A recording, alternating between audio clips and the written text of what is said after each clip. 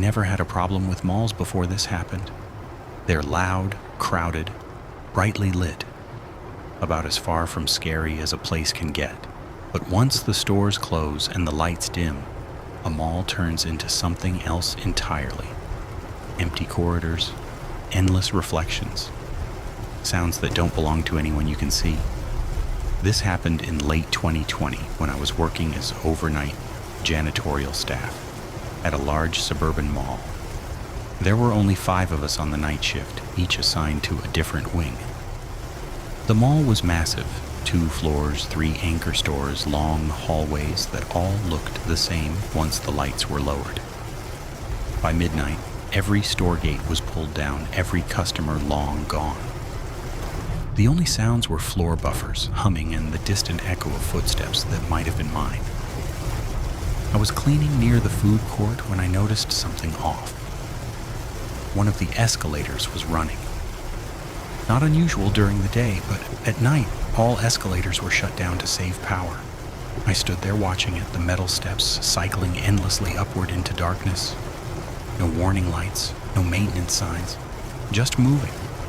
As I got closer, I heard footsteps at the top, slow, heavy, like someone pacing back and forth. I called out, assuming it was security. "Hey, anyone up there?" My voice echoed too loudly, bouncing off empty storefronts. The footsteps stopped immediately. Then I heard something else, a soft dragging sound, like shoes being pulled across tile. But it wasn't coming from upstairs, it was behind me.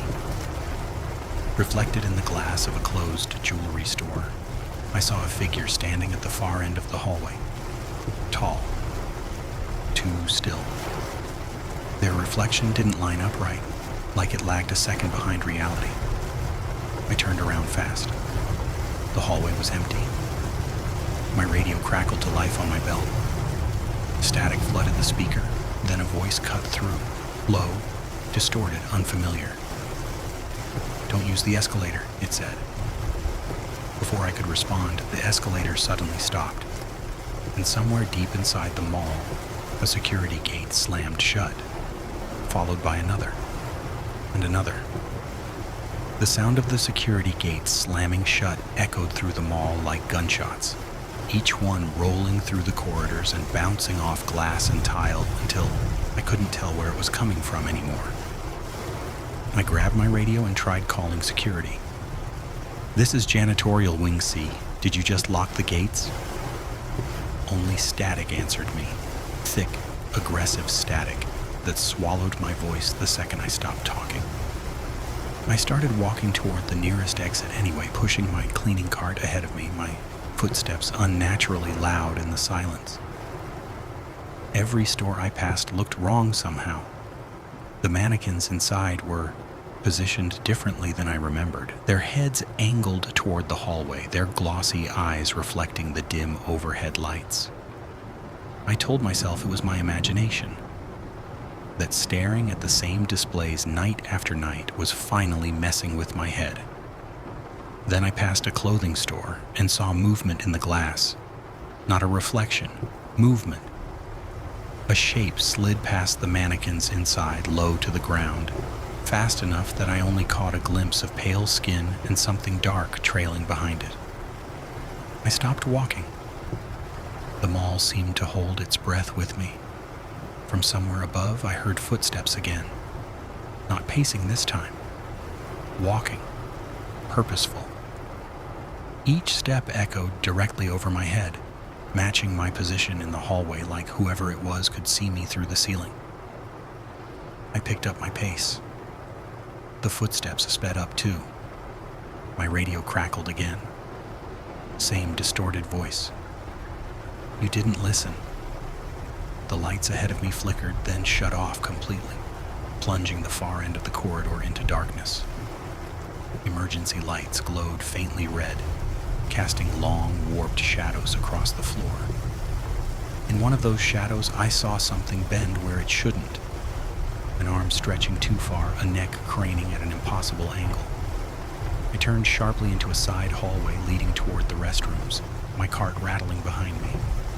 As I did, every digital directory screen in the mall lit up at once, All of them displayed the same message. The mall is closed. You are not.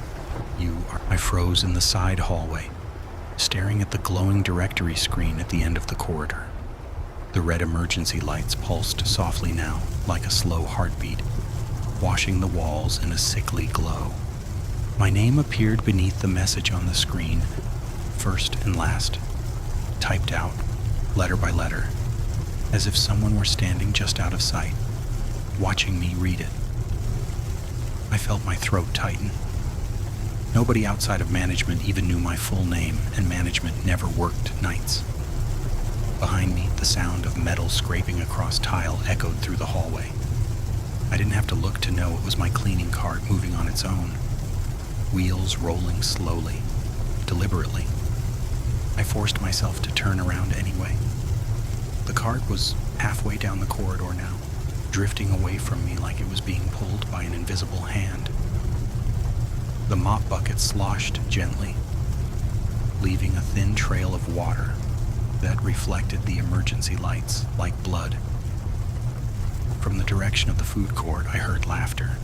Not loud, not joyful, just quiet, breathy chuckling that echoed and overlapped with itself, bouncing off the walls until it sounded like it was coming from everywhere at once. The footsteps above me returned, heavy and fast now, no longer matching my position but circling, hunting. I bolted toward the nearest service stairwell. The door was already open, swaying slightly as if someone had just passed through it. I took the steps 2 at a time, my shoes slipping on the concrete. Halfway down, the lights went out completely. Total darkness. The laughter stopped instantly. I reached the bottom floor and shoved the door open, only to step back into the mall. The same hallway, the same closed stores, the same directory screen glowing red at the far end. That's when I realized the mall wasn't laid out the way it used to be. Hallways stretched farther than they should have. Corners led back to themselves. Store signs displayed names I didn't recognize, written in fonts that made my eyes hurt to look at. My radio crackled again, louder than before. The distorted voice sounded closer now, right behind my ear. "You clean what stays," it said. Every storefront gate around me began to rise at once, metal screeching against metal. Inside the darkened stores, I saw movement, figures standing just out of the light, waiting patiently for me to choose where to run. I ran, not toward any store, not toward any hallway, just away. The sound of the metal gates rising behind me chased my footsteps, their grinding screech